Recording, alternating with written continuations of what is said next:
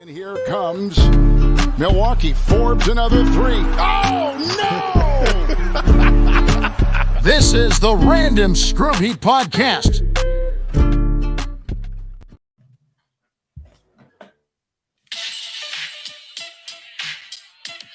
That's all we can play because of YouTube community guidelines.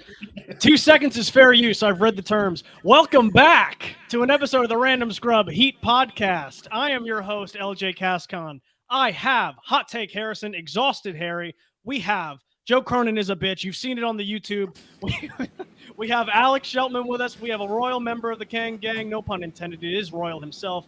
My camera is reversed, so he's over there. We are posting the actual video is going to go on YouTube because we have a very special treat for you guys today. We have taken off of summer vacation to come to you to bring you a very special episode, and it's not Miami Heat related. I know, it's stunning with all the things coming out of the waterfall of Heat-related content this offseason and just the plethora of things that keep flowing our way. We're actually going to be the modest users here and not talk about anything Miami Heat related. We're going to give you guys something that we have not done on the podcast before, but something we've been thinking about for a while to fill some dead air here, and it is the worst movie sequel draft. That is right. The criteria is this. We're going to go around snake draft style. We're going to tell you our worst, the movies we hate the most that fit the criteria of sequel, prequel, anything in a franchise, trilogy. If it's a movie and there's other medias like it and we hate it, we're going to tell you why we hate it. We're going to pick it. Each of us get 4 picks. Uno, dos, tres, cuatros. We're counting them off.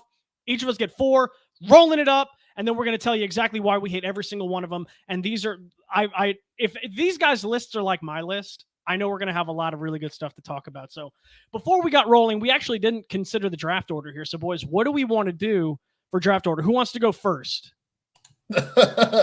Affirmative action suggests that I go first. So I will take. Would agree. You go. Yeah. Royal gets to go first. Then we'll go down. We'll go Sheltman. Then we'll go me, and then Harry. And then we'll go Harry, then me, Sheltman, Royal, and then y'all know a steak draft. You understand what we're doing here? Absolutely. Get us started. Let's go. Oh, the worst sequel. This is not even the worst sequel. This is the worst fucking movie ever created. Wonder Woman 1984. Shit. Absolute shit, bro. The movie, first of all, Wonder Woman 1984 was set up before the events of Batman versus Superman. Yet in Wonder Woman 1984, she had fucking powers that she did not have in Batman versus Superman. She had the invisible jet. She could catch fucking bullets with her lasso. She could do all types of shit that I had never seen her do before in her life. And to me, like, this is, I've always hated Gal Gadot as Wonder Woman. That is a known fact. I just do not like her in that role. But this was her coup d'etat of the DC universe. This was the beginning of the end. This shit, worst movie all time, absolutely has to be the number 1 pick for worst sequel ever. Bold to take Gal Gadot at 1-1 in the draft. Did you hate her more or less after the COVID Imagine video came out? First of all, there was no way for me to hate her more, but goddammit, she was doing her best in that day. So I don't think it's about equal, but I mean, you can give her a bump because most of the world hated her on the same level that I did that time. I would agree. So, and that's a great pick because that was on my list also. That's that movie because Wonder Woman, the first one's good. It was a good DC movie before James Gunn took it by DC standards. Rather, it was a good. Movie. I'm about to say good is a relative term. Absolutely. But then obviously after that, oh God. Okay, wait. Let me ask you this. And technically this is a valid pick. I might be cucking somebody by saying this. Do you hate Wonder Woman 1984 more or less than Suicide Squad? Not the James Gunn one. I hate Wonder Woman 1984 more than any other movie that I've ever watched in my life. That's bold. That is bold. I respect it though. It is number 1. That's why I took it first. Good God. It is a bad movie. Alex, thoughts? Or you can just roll right into your pick. Yeah, I mean, I knew Royal's hatred for Gal Gadot prior to this, so I had a good feeling that one of her films would end up on this list. So it doesn't shock me to see, Royal going with a Wonder Woman pick at 1-1. And while I did watch both of the Suicide Squad movies, both iterations, I didn't think they were like that terrible. Like they were bad, but like they weren't like they were like redeeming qualities in there somewhere throughout the films. Margot Robbie. Yes, we'll go there. But I'll move into my pick now. Cue the NFL draft sound. And I am echoing Royal's sentiment. This is not just the worst sequel. This is my worst movie ever. And it is going to be Star Wars: The Rise of Skywalker. Damn it. I don't know. Yeah, it seems like I just stole something from LJ here. Yeah. But I mean, does it need to go anything further than beyond somehow Palpatine just returned? Like, do I need to explain beyond that? I don't think it requires too much. I mean, the plot was incredibly grating. All of the action scenes felt like they were on like 1.5 speed. Like there was never any fluid action at all. And this was supposed to be the end of the Skywalker saga. Like the entire Skywalker saga dating back to the 70s. George Lucas's child of a story. And you did that to it. Like I'm not a huge Star Wars fan. I like Star Wars. It's somewhere up there for me in terms of media franchise. But my God, if this was a franchise that I was a huge fan of and this was the result, you would never see me. I would throw away all of my stuff related to it because this was the opposite of a love letter to fans of Star Wars, in my opinion. When you are you guys familiar with the lost episode of SpongeBob after Patchy watches it and goes, "That's it," and then he gets up and starts tearing down Yes. everything, all the SpongeBob memorabilia?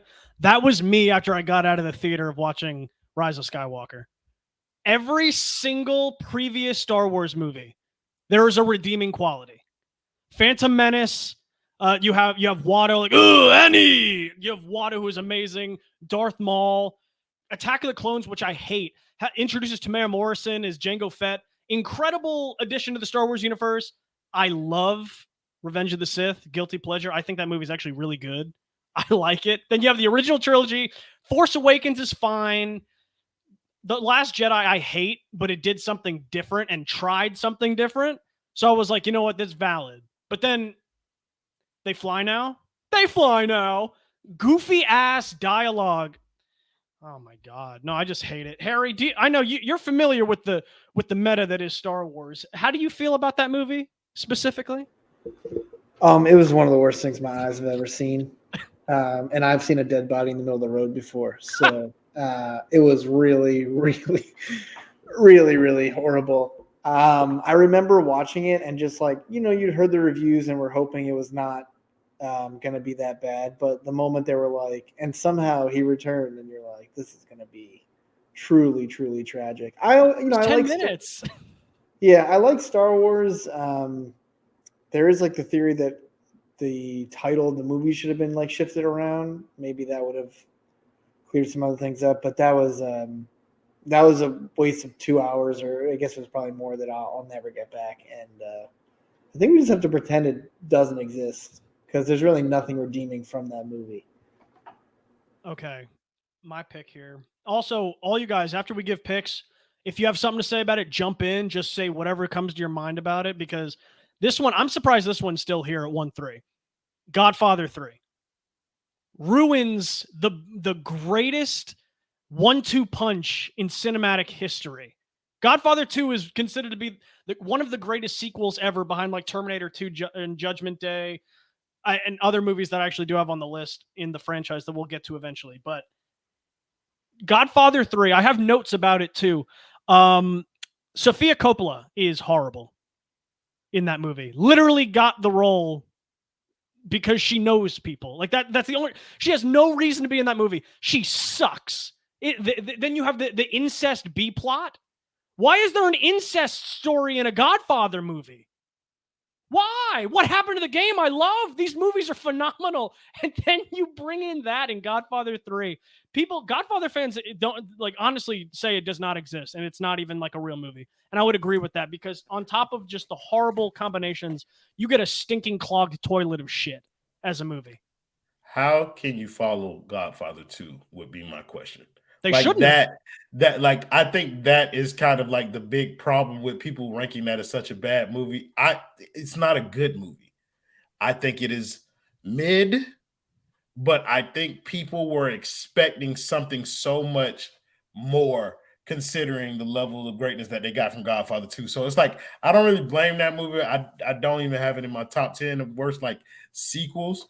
It wasn't great, but I also understand that it's hard to do a third movie following up something like as iconic as Godfather 2.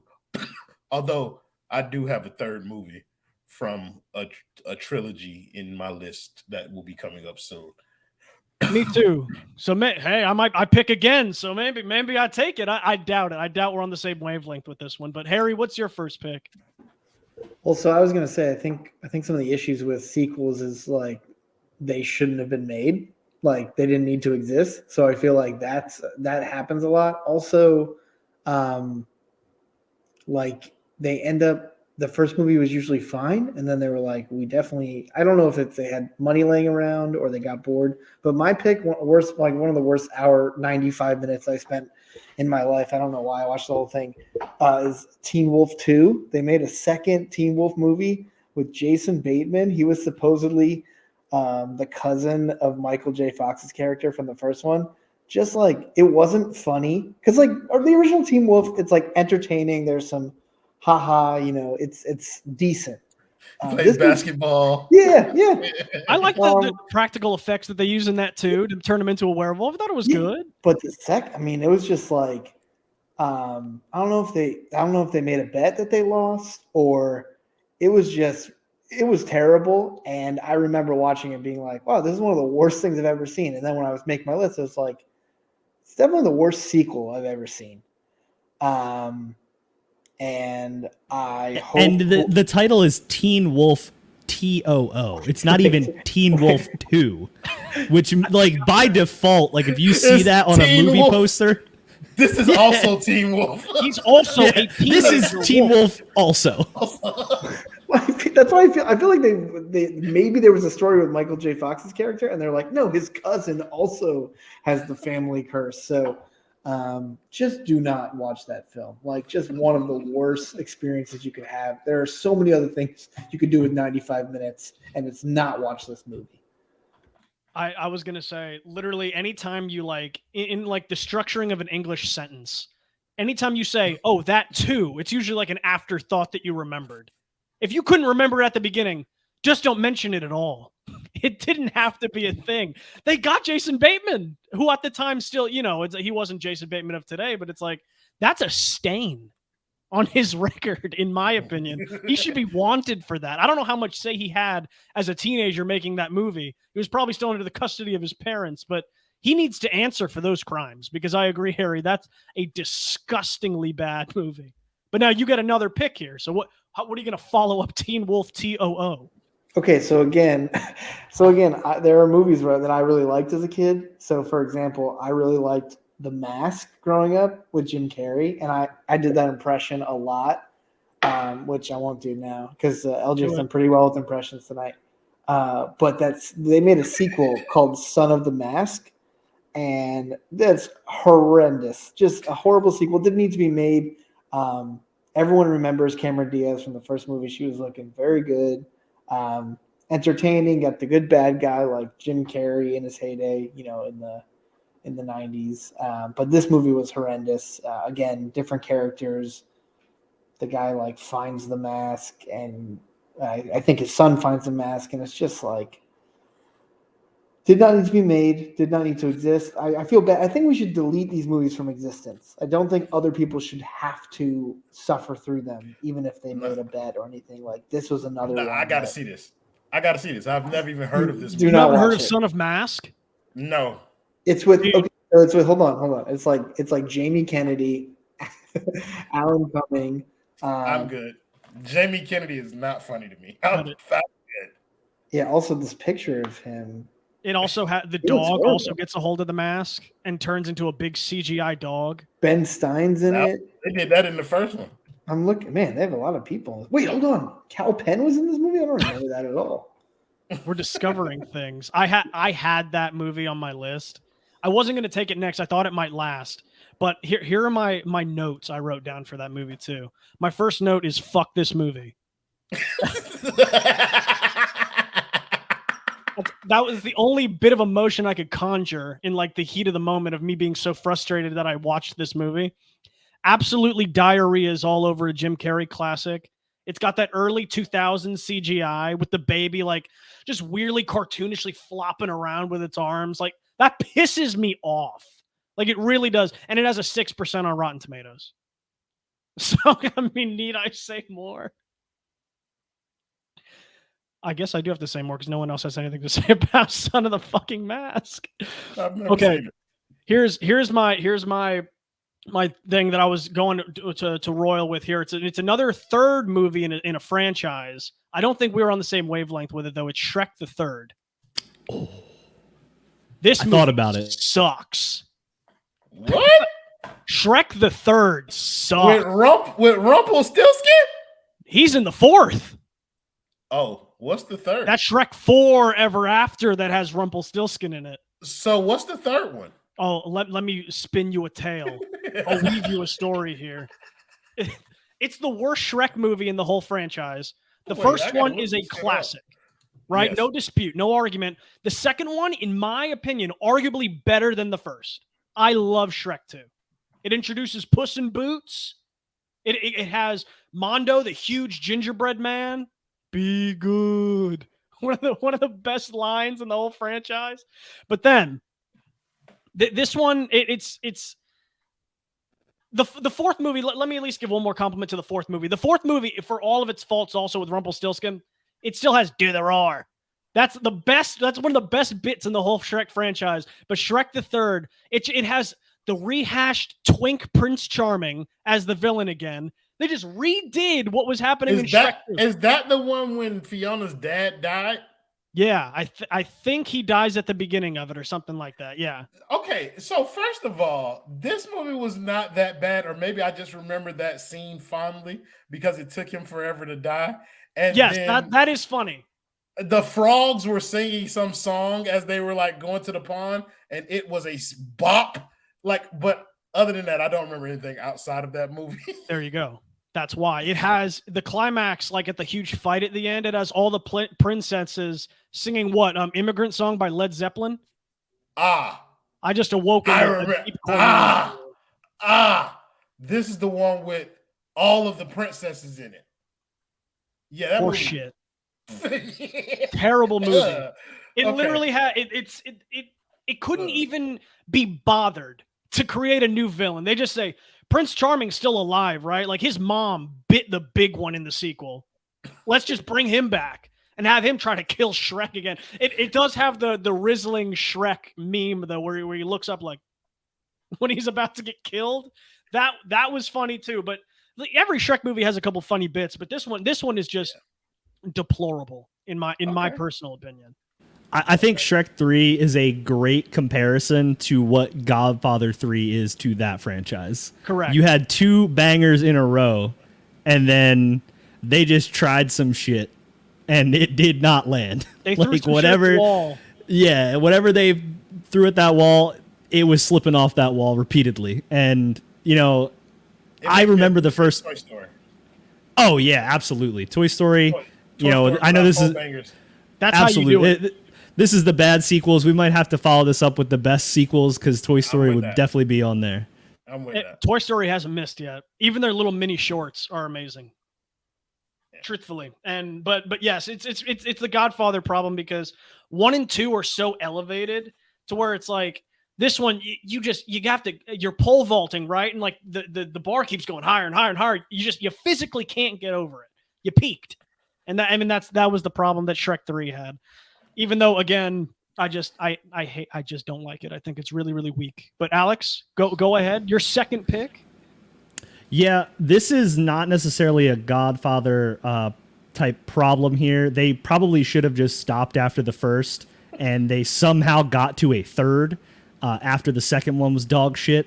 It was really tough to pick between 3 or 2 here on this one, but I had to pick the objectively worse one, and that is going to be Taken 3 with Liam Neeson.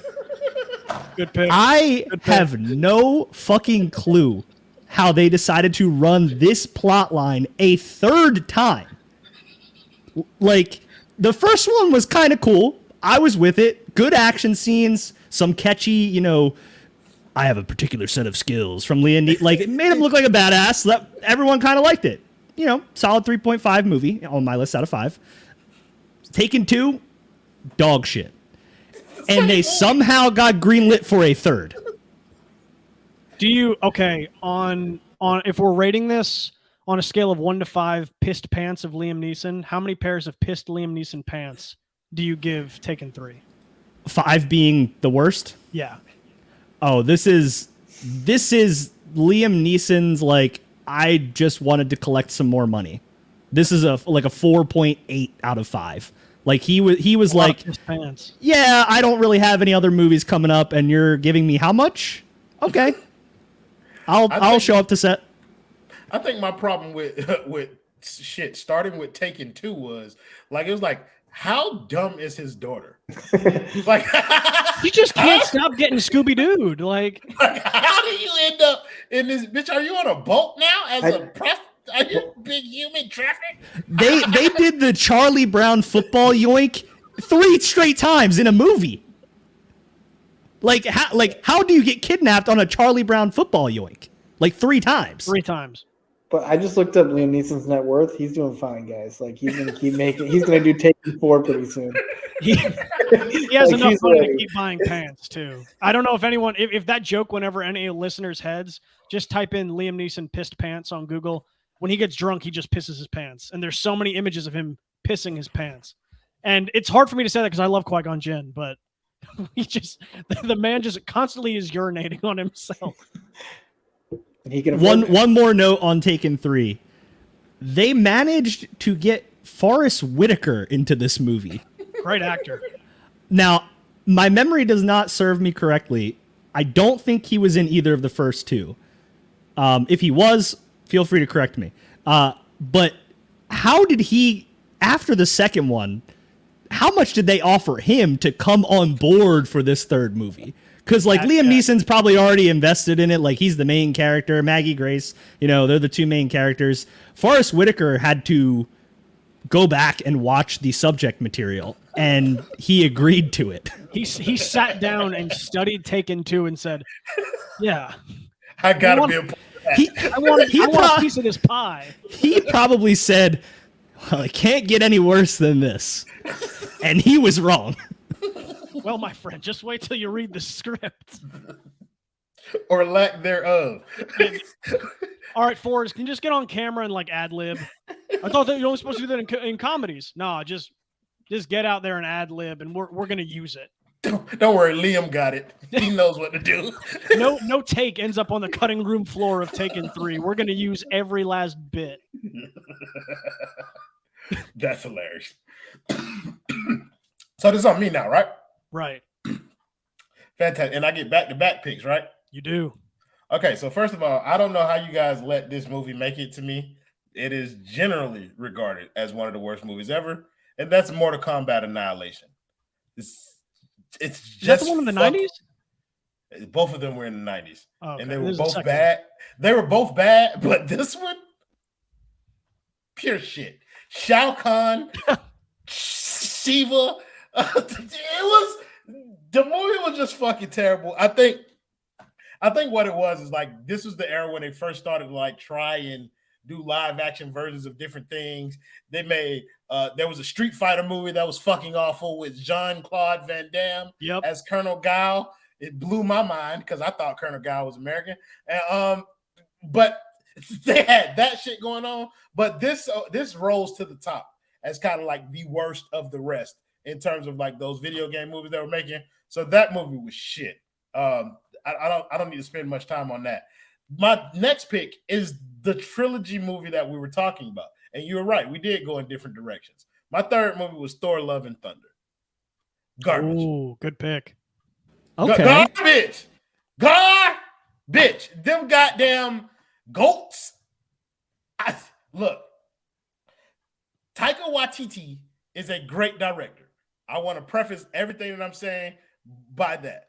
But I think kind of like the shine wore off by that third movie. And it just seems like they were trying to be funny and it was missing the mark. What they did to Gore the God Butcher and the performance that Christian Bale gave with it was fucking criminal. I think they could have used him more. It could have been a more heartfelt, like they could have had people invested in his story. But from the beginning, you knew it was going to be shit when he like met the God and then the God laughing at him, he just cut the God. It's just, and then the CGI in the movie was also a subject of criticism. But yeah, the movie itself was terrible. I think Taika Waititi, like, he just lost it. And they're giving him the fourth, which is questionable to say the least. I guess they're giving him an opportunity to write it. But I think that movie was just, it's one of the worst Marvel movies that they put out. And Thor has another one on that list too. But I thought this was worse than Thor: The Dark World. I agree 100% because at least Thor: The Dark World is trying to tell like a gritty story, and there's moments like there's sad moments, the Loki fake death, you know, you have Thor's mom actually dying, but then in the spoiler alert for like a 2011 movie, by the way, but who the fuck cares, honestly. But no, Love and Thunder was like it keeps choking on its own like rainbow vomit. Like it keeps tripping over itself of like the crappy Marvel humor of like, it's right behind me, isn't it? Like that kind of shit, that horrible comedy. Like there's no serious moments, and it's like I wanted that movie to be serious to an extent. It's the God Butcher. It's the dude who goes through and murders his friends, and they're just like playing Ultimate it for bag laughs. fumble. And then wait. My favorite part. I just remember my favorite part is Heimdall's son, the CGI Heimdall's son. That scene, that still frame, put it in the Louvre, hang it. That's one of the best CGI scenes I've ever seen in my life. Yeah, it's just terrible. What were you about to say, Alex? No, I was just saying the God Butcher storyline, the bag fumble is incredible here. I'm probably speaking to a very niche number of listeners here, but there's probably some people out here that follow the comics in some capacity. The God Butcher is like one of the coolest new villains that they put in Marvel Comics, and they made him with Christian Bale. They had Christian Bale for the role. They made this.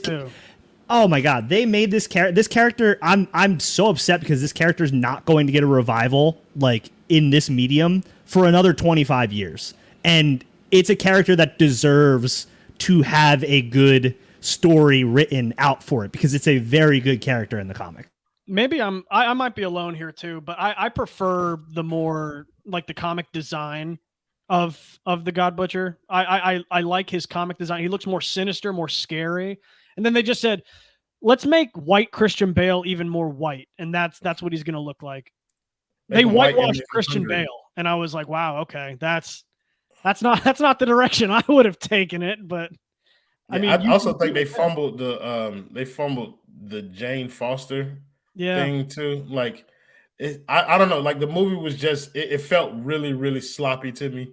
Like, and it just didn't. It wasn't the trilogy that you expected. I think they knew they had fumbled with The Dark World. They had made a comeback with Ragnarok, and they kind of like wrote that funny Thor a little long. And so I figured in this movie they would try and rein that back in, make it more serious, and they leaned into it more. And that just kind of it didn't work. And so like it turned out to be a bad movie, and they're probably going to find a way to kind of like scale it back a little bit in the next one. That's a really good list. And you have one. Do you have one more pick? I think you have one more pick, right? No, Thor: Love and Thunder. I have picked Mortal Kombat Annihilation because that didn't need No, I mean like in total, the totality. Oh, in total, yeah, I have one more pick. Okay, yeah. I got my top 3 on my board. Like Ooh, okay. Yeah. Alex, what you got? All right, so I'm going with another third in a trilogy here, and I'm also going with another Jim Carrey film, and I'm also going with another film that doesn't spell the 2 correctly. except this is the third film in the trilogy. It's Dumb and Dumber 2, which is, if you know Dumb and Dumber, it's Dumb and Dumber and Dumb and Dumber-er. Dumb and Dumber 2 that they did the revival in 2014. It's just one of those things, like, just let it die. Just, like, can we just leave our good stuff where it's at? Like, the second film was, I believe, in the early 2000s. The first one was the mid 90s. So, like, that's fine. 5 to 7 year range where you're making that sequel. Why are we coming back 15 years later? Like, why are we 20 years after the first movie? Can't we just, like... I got an answer for that. Because Bill and Ted Face the Music was awesome. See, that's a good point, but that is a rarity in the era of movie making, I feel. That's another great trilogy. That movie was fucking fantastic. That's the thing with studios. You get one really good revival movie, and you're booked for 10 more. Just one's full of shit. Right, and so maybe they took that gamble on Dumb and Dumber, and I don't know, man. It's just like the first two movies. Like, the first one is a classic. Everyone loved that movie. I feel like it's a great comedy. Second one, not bad. You know, pretty middling comedy. Not terrible, not great. And then this one was just like, we are trying to force something that doesn't need to be like, the people don't want this. No one asked for this. And so Jim Carrey's out of his prime by this time. Like, Jim Carrey's not the hot commodity in 2015 that he was in the early mid 90s. Jeff Daniels, you know, I believe he might've been doing The Newsroom at this point in his career, possibly. He's more of a serious actor. Yeah. Great show. And now he's like pulling back into this, you know, comedic role. Laurie Holden's like fresh off The Walking Dead or whatever. Like, it's just a mishmash of people that have kind of already moved on from that character. And they just were like, yeah, let's try to make some money off of this. And I don't know if it did well, like, critically at all in terms of money. But it did not do well critically in terms of Alex Sheltman. So, and that's all that counts for my list. That's what counts on this list. You better believe it. Okay, I am shocked. Not shocked, because this just recently became part of a greater franchise, so it makes sense that it hasn't been picked yet. And that's the Mario Brothers movie from 1993. Oh, what? This movie sucks ass. It spits on the source material. What? They don't even use Princess Peach. She's not even in the movie. Are we talking like cockroach-looking Bowser? Yes. Type? Okay. Okay, here you go. I have no. John Leguizamo is Luigi. Yeah. Okay. I'm not gonna talk ill on the casting of the Mario Brothers, Mario, and Luigi Mario. I think it's good casting. I love both of them. It's everything else that pisses me off about this movie. Okay, it's a horrible guilty pleasure because, like I said, I do like it. Yoshi is just a dinosaur. There's no cartoonish. He's just a. They literally went in and looked at like the animatronics that failed for what they were building for Jurassic Park. And they said, give me that. This isn't good enough to make like the pre-cut of Jurassic Park. Give me that Yoshi. And that's what I want. And that's what they took. But Goombas in this movie, that sounds like a slur as well. When Chris Pratt says it, Goombas really sounds like a slur. But Goombas look like Koopas in this movie. The Koopas look like Goombas. It is. Can you imagine like picking that sentence out and throwing it back to someone in like the 50s and having them hear me say that? I'd be expelled. I'd either be expelled from a town or be voted mayor instantly, depending on what region of the country I'm in. But no. If you look up the cast on Google, I'm not even kidding. You can all look up the cast right now. The fifth character in the billing of this movie, her character is just called Prostitute in a Mario Brothers movie. If you look up, unless someone's gone in Google and changed it from the other day when I looked this up to make my notes, the fifth character is a prostitute. And that's what they said. They said, yup, child movie in the 90s, which that makes sense. Like that's actually, that's right on course for the 90s. But a random prostitute has a higher billing than Toad in a Mario movie. You know, the right hand of Princess Peach, who's, again, not in the movie. They went with Daisy for this movie, and Bowser is just a guy, and then until he turns into this Cronenberg abomination, like it is just This movie. This is my childhood. This is my childhood that you were trying to ruin here, LJ. Successfully and ruining, too. I will not stand by and allow it to happen because my memory from this movie is not what you see. I have not watched this movie with my adult eyes ever. But when I think of this movie, I think of it fondly. I remember them reaching through some like fungus shit. Correct. So like when you say stuff like this, like it's bringing back parts of this movie that I might not like. Like I remember the shoes that Mario had to use to jump. I'm not liking what you're doing here too much. Harrison, you and I are men of culture. I feel like I remember enjoying it too. I mean, I knew it's not good. I wouldn't go back and rewatch. I would not show it to my future children, but I thought it was good.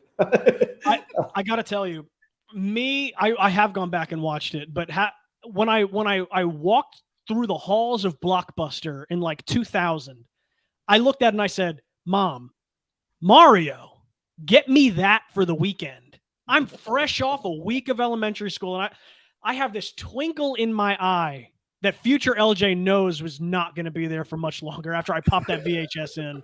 I know it's not long for this world.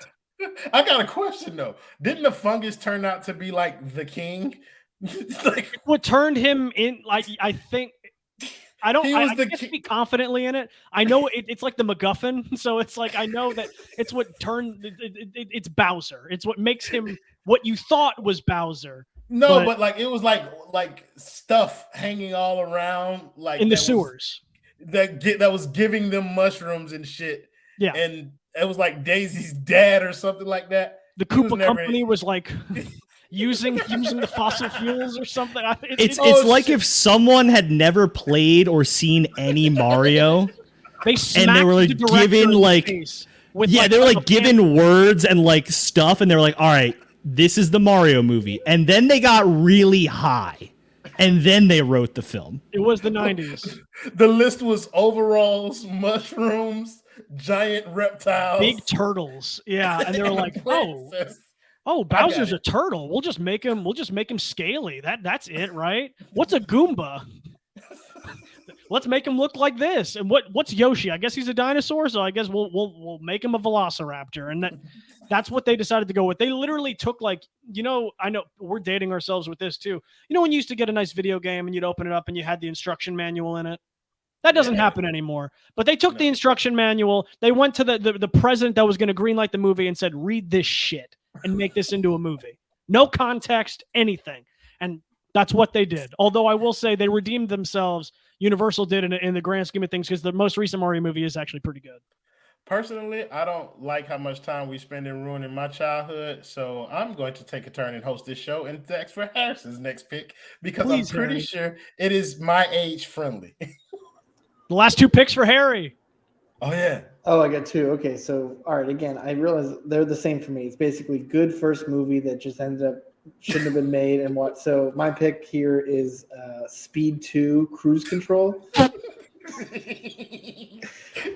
Because the first Speed was actually pretty good. Keanu Reeves, Sandra Bullock, like they had the right amount of action. You're afraid of the runaway bus and like what, with the bomb on there and everything. And you're like, okay, this has like, when you have movies like that, there has to be some type of like, oh shit, what happens if they don't stop it in time, right? Like that's what the premise of the film is. Speed 2 Cruise Control, they now are on like a cruise ship with Sandra Bullock and like some new guy, her boyfriend. First of all, how fast is the cruise ship supposed to go? They can make it. Don't let the cruise ship reach 15 miles an hour. It'll explode. Like, if it gets to 35 knots, I have no idea what a knot is. That sounds slow. But, it just was not the same. They kind of like tried to make it funny and it wasn't. And you're just like, Willem Dafoe's like the bad guy, the guy who kind of goes crazy on the cruise ship. And I love Willem Dafoe, but it's just, I don't know what they were doing. If they want to make sequels, stop taking the main guy, the main girl out of the film. Like I realize that on all my picks, they've changed out the main person, and it doesn't. Or give them a different story. Yeah. Or don't give them the same story with a different vehicle. That's a good point because like The Quiet Place is good, right? They take just forgot his name, but he's not technically like. He's in part of the second one, but not completely. John and so, Krasinski, yeah. And I thought they did a good job of like, okay, we can take the same story and spin it off and still, but this was Speed 2 Cruise Control should have never happened. And it was so bad, they're never going to make a Speed 3. Like they just can't. And that's how you've tanked. So the last one, my last pick, and I was deciding between two right now, but I'm going to go with Caddyshack 2. Oh my God. So again, Caddyshack 1's a classic. People will notice about Caddyshack, but it was supposed to be a kind of a serious movie, and then when they were filming, they were like, "This is not going to work," and they just kind of ran with it as a comedy, and it was obviously a hit. Caddyshack 2 is like just a waste of time. It's stupid. It's not. Again, I don't like. Why didn't they scrap these movies? Like, no one could have watched this after and said, "Oh man, this is the sequel we were looking for." Like, just this is going to work. Yeah, I mean, Caddyshack 2 is horrendous, and I think people get excited because they see a great film and they're ready for the second part. But we don't have to make sequels. It does not need to exist. We don't need to run it back. That's the whole reason we're doing this list, by the way, listeners. You can let it die, and you can just move on to a new project or new things. So those are my top 4 worst sequels ever. I don't think they get much worse than those 4. Harry, it's funny. You could kind of say that when studios run it back and the talent of the rosters of the movie get worse, right? When they're trying to run it back, you lose a Sandra Bullock, you lose the top billing cast members, and you replace them with somebody else. You lose a Jim Carrey, yet you still try to make a Mask movie with these undrafted finds and Teen Wolf 2. I don't know. I mean, does art mimic history? Does history mimic art? I mean, you're juggling a hard game. He's speaking to you, Pat Riley. Patrick, you better listen, you son of a bitch. No, I'm actually speaking to George. I hope you're listening to this, to the 41 second or minute mark, George, you sleepy bastard. Sleepy fuck. Yes, Harry, talk your shit. Okay. My last pick. Again, this is in the same vein of the Mario Brothers from 1993. This wasn't a sequel. This is the original movie that has recently now become a sequel too. Not recently, I guess, but I wanted George to be here for this too, because I wanted to shove it down his fucking Aussie throat. No pause, full resume. Kangaroo fucking Jack. There is a sequel to Kangaroo Jack, by the way. Look it up. I think it's animated. Animated. I think the sequel to Kangaroo Jack. Oh God. I'm talking this about direct to home. Yeah. Oh, 100. Well, the first one should have been direct to home too, but Kangaroo Jack, for those who aren't familiar with the history of the making of Kangaroo Jack, the movie started off nothing to do with a kangaroo. It was supposed to be a crime heist, adult themed movie, not for kids. Studio pulled out halfway and they're like, "Hey, this isn't going to work. You need to adjust on the fly." While they're out filming and everything, they had to adjust on the fly of this movie. They said, "Hey, let's make it for kids. Let's make this movie from a hardcore cocaine drug smuggling romp for adults. Let's make it a kids movie." Welcome to the early 2000s. Then they said, "Well, we have this one dream scene where the guy's high and he sees a rapping kangaroo.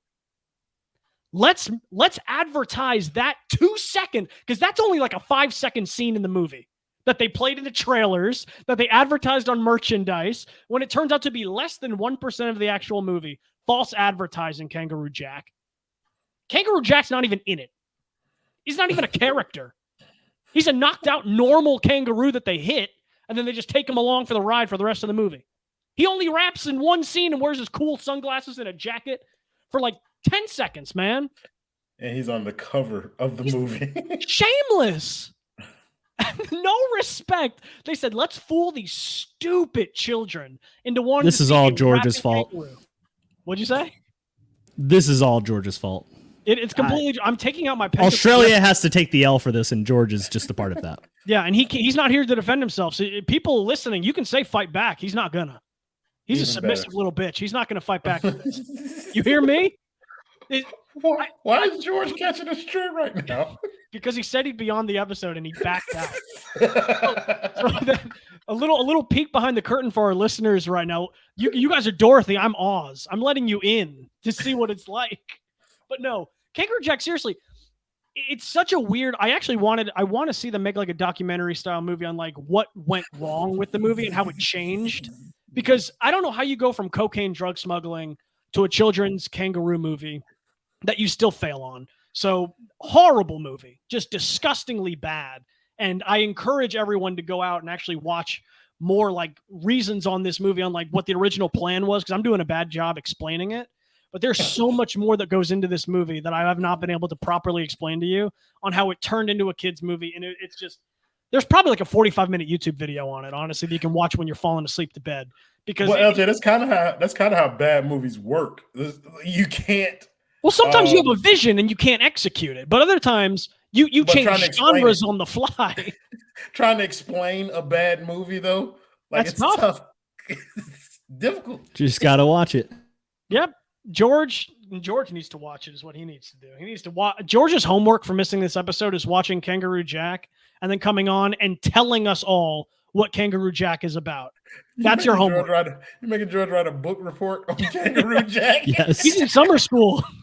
Homeboy's in summer school. He's not getting out of it. Okay, that's my list. So now, Alex, let us know your final pick before we get over to Royal. All right, this one might be controversial, but I'm going sort of with a semi-theme here. I already gave my spit in the face to a long-time franchise type thing with the Star Wars. And then Taken and Dumb and Dumber were sort of like, why are we still doing this type movies? This one is more of a missed opportunity for me because I don't think overall the movie is absolutely terrible. It has some elements of fun and comedy in there, but it could have been a 5 out of 5 style movie, 5-star movie. And it is going to be next Friday. It is the sequel to the classic Friday. Yeah. And the missed opportunity, Royal's giving me a face right now. The missed opportunity is they did not have Chris Tucker back for the sequel. You go from a iconic cult classic in Friday, one of the best stoner movies of the early or mid 90s, early 2000s era, and you spit in the face of the new cult fandom that you've gotten because you refuse to, by all accounts, pay Chris Tucker what he was worth. Now, there's different reporting on that. I don't really know. But all I know is Chris Tucker wasn't in the movie, and it feels like a missed opportunity. If I had to give Next Friday like an actual grade, it's not going to be like a 1 out of 5 or a half star out of 5. It's probably going to be like a 2.5 or a 3 for me. But I'm sticking with the opinion that if Chris Tucker's in this movie, you're bumping this to like a 4.5 style comedy where it's another back-to-back cult classic. And I feel like that was just robbed from us as someone that, loved the first movie. And they had Friday After Next after that, which kind of, same thing. You're already kicking the can down the road. Now, they do have a chance to redeem themselves. Last Friday has been greenlit in production since 2017. They need to do the right thing. They need to get Chris Tucker back. They need to get Ice Cube back. They need to get Mike Epps back. They need to get everyone into this movie and just make it a great finale to a series where it had a great start and a really shitty middle because they missed out on Chris Tucker. All right. So we got a couple problems out here. I'm not even going to say anything. I'll let you do it. Yeah, sure. Speaking on behalf of the Black community, you're wrong. All 3 Fridays are held in very high regard. They are cult classics. That is just what it is. All 3 of them are considered cult classics by the Black community. Chris Tucker didn't return because he didn't want to be associated with the weed smoking thing. That's why. I had heard that as well. That was one, and then the money thing was another. The money thing. He had blown up. But yeah, I can't go with you there because, like, personally, I'm not a fan of the Friday films. Hot take. I'm not a fan. But they are all considered top-tier comedy. Mike Epps, at that time, was kind of like one of the perfect people to bring in and try to fill that role. You know what I mean? He came with energy. He was solid. Yeah, he brought a new He was dumb solid. friend to go next to him. But like, yeah, you can't use taking away Chris Tucker as kind of like the reason for not. Hey, I guess I'm giving just the other going with the films that theme. go- I'm just going with the theme of Sure. they took something from me, and I wanted that back. And Sure. Rob, that's fair. That's a fair. yeah, I thing. felt robbed of something iconic because, like, Royal said in the black community, I'm obviously not black. All three Right. Friday movies No. are cult classics. Very shocker to anyone that's not watching this on YouTube. But for me, I can't relate in that level. However, Sure. Chris Tucker is a comedy icon. He was Rush Hour Him and Jackie series. Chan killed it. He I was think that- hitting.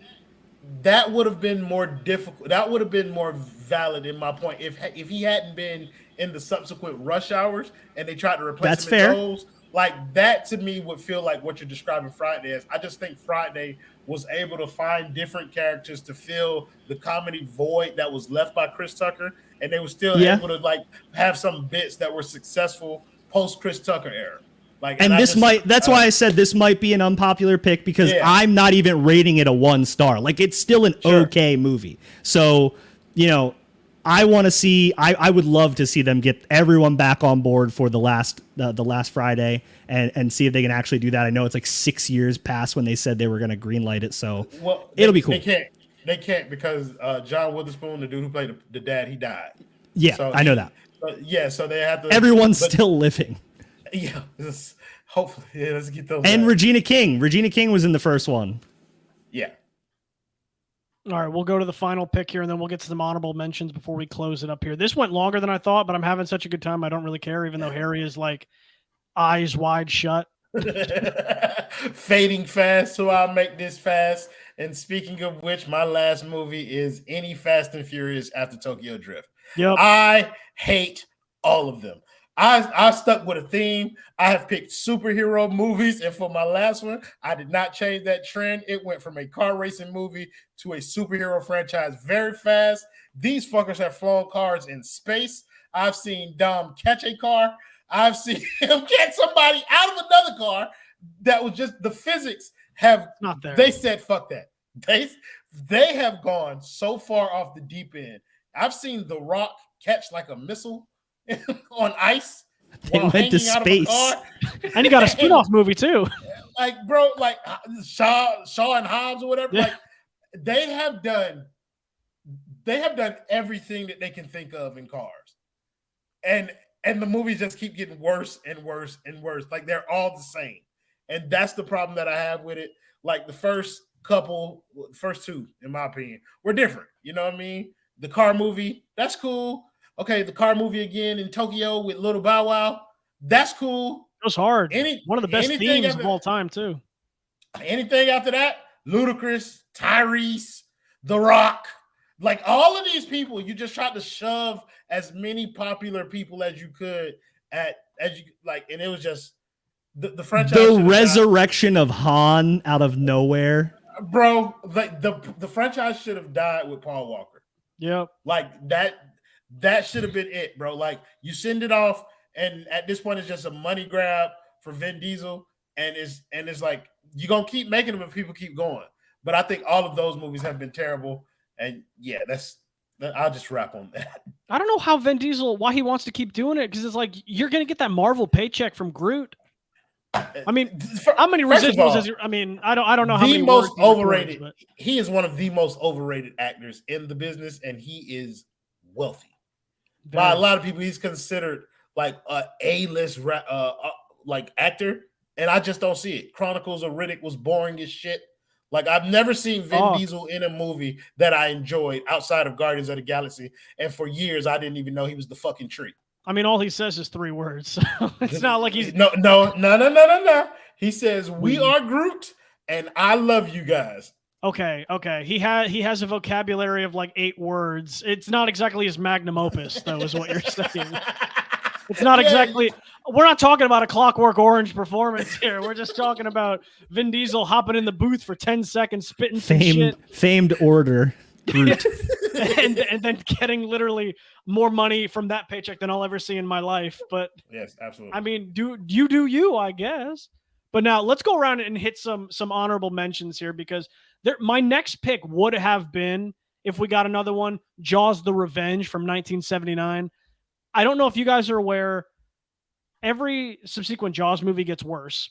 Jaws 3D, you get the Jaws in SeaWorld, which makes no fuck. It's not salt water. Like I don't understand how Jaws.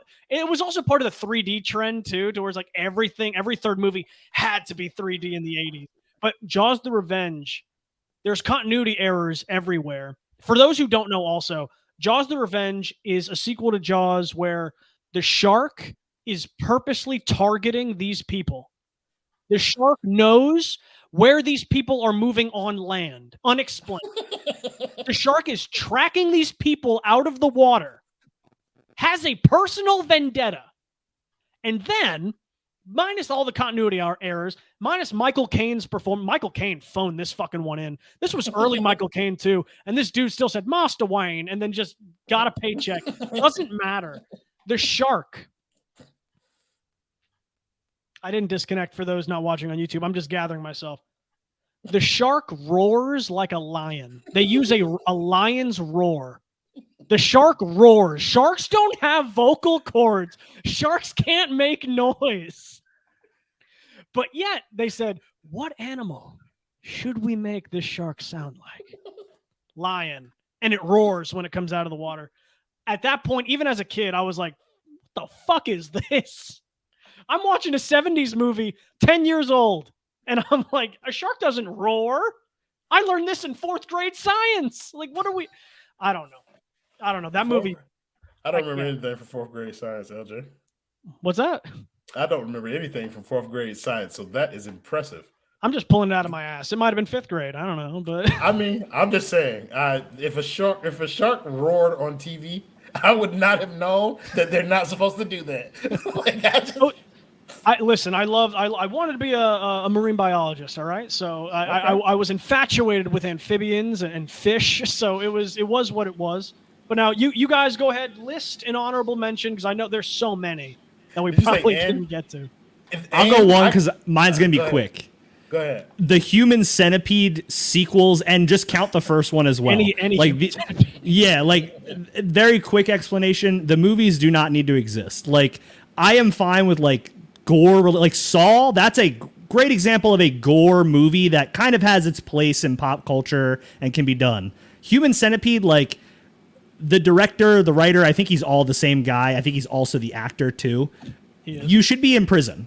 I don't care. You should be in prison for thought crime. Why are you writing this? Like, no one wants this. No one. People are not going to your movie. Like, the only people going to this movie are people that will soon be in jail. Like, that is their life's path, is to be convicted of some type of sexual assault of a child or something. Like, I don't understand why they exist. Anyone that went to see Sound of Freedom? No, I'm just kidding. I'm kidding. Too topical. Harry liked the joke. I have. So first of all, I don't have one honorable mention. I have 8. Oh, Jesus, I love it. It's okay. I'm not going to explain all of them. Some of them are self-explanatory. However, my first one is going to bring us full circle. Shazam 2, Fury of the Gods. God awful. The reason that I hate that movie is because Gal Gadot is in it. Space Jam, A New Legacy. Movies that should have never been made. Harrison, I'm in your bag now. The first one did it. Leave it the fuck alone. Like Mike 2, again falling into that category. Movies that should not have been fucking made. Not late 90s, early 2000s. It's all yes. This is not a what you call a sequel. This is a remake. Total Recall with Colin Farrell instead of Arnold Schwarzenegger. Good pick. Dog shit. Dragon Ball Evolution is not a sequel. It's not a prequel. There are no other movies like it in the world. It is just a god-awful movie that should be on this list. The Matrix 4. Just nothing. Let it go. Let it go. I love this movie, but I recognize it as bad. Ninja Turtles 3, the one where they went back to Japan. I know The it is a bad samurais, movie. yeah. I know it is a bad movie. I love it. Fuck you guys. And the last one, Avatar: Way of Water. I did not need 3 more hours of Pandora. Get ready for 10 more. They could have cut it short, bro. Half of the movie didn't need to be in there. The little boy, I have no idea why he was there. Is Jake Sully one of the stupidest fucking main characters in the history of cinema? God, bro. God. He risked it all, his career, just to tap some blue ass. Like, come on, bro. It's a terrible I'll give it to him, but I mean, but yeah, Zoe Saldana, though, like, you know what I'm saying? I know. Listen up. But no, okay. My last one before we close, or Harry can give an honorable mention, Alex can give an honorable mention before we close it up. This one, literally in the same, I'm in my Harry bag with this one too. Same vein as what Royal was just talking about. Daddy Day Camp. Y'all remember the sequel to Daddy Daycare? You know, the incredible Eddie Murphy movie? Daddy Day Camp. They couldn't get Eddie Murphy back. So who do they go get? Cuba Gooding Jr. He's good enough, right? He looks enough like Eddie Murphy. That's racist. Why would they do that? That's wrong. That movie sucks. And this was my first, I hold this movie especially close for the reason that this was the first time I ever got duped as like a kid. I was like, damn, Daddy Daycare is one of my favorite movies of all time. And I heard they were making the sequel. There wasn't like internet to this extent back then. You heard about it. Daddy Day Camp. Okay, it's a sequel. Eddie Murphy's got to be in that, right? He's doing summer camp. This is going to be a fun little shindig that he gets into like a little ruckus and whatnot. No. Just an 90 minutes of pure beating my head against the wall of disappointment. Horrible. They couldn't get him back, so they just ruined it. Completely ruined it. First of all, since you did it to me, I'm going to do it to you. Please. Daddy Daycare, you got horrible reviews. You're wrong. On Rotten Tomatoes. It's right there at 27%, bro. It's a pretty bad movie. What's the audience score? You're reading me the critic score. What's the audience score? 48%. There you go. That's better. It's not great. It's better. I like it. I like that movie. I'm a big fan of it. I like Super Mario Brothers, but you ruined that. Hey, if we go back and listen to the tape, I said it's a guilty pleasure of mine. I still like the Mario Brothers movie. I just acknowledge that it's shit. That's all. Harry, do you have any honorable mentions for us before we take it out? Yeah, 2 more I had. I was going to say The Next Karate Kid with Hilary Swank. Just did not need to happen. I think we've probably all seen the original Karate Kids, and by the 3rd one, you're tired, man. Like Mr. Miyagi, he's waxing on, he's waxing off, and he's waxing off, right? And I like Ralph Macchio. I've been enjoying the Cobra Kai series, but that one was just unnecessary. And I like Hilary Swank, but just it wasn't needed, and the movie didn't do anything to, And I think so. This other one has a bit of a backstory. I'll try to make it quick, but also I found out many years after that they made Aladdin 2, like Rise of Jafar or Return of Jafar or something like that. That was like the first direct-to-video Disney sequel ever. So obviously everyone likes the first Aladdin. It's a good film, good music, whatever. The second one, I found this out. I was hanging out with this girl who I knew from college in New York City. This is probably 15, but it was like 12 years ago at this point.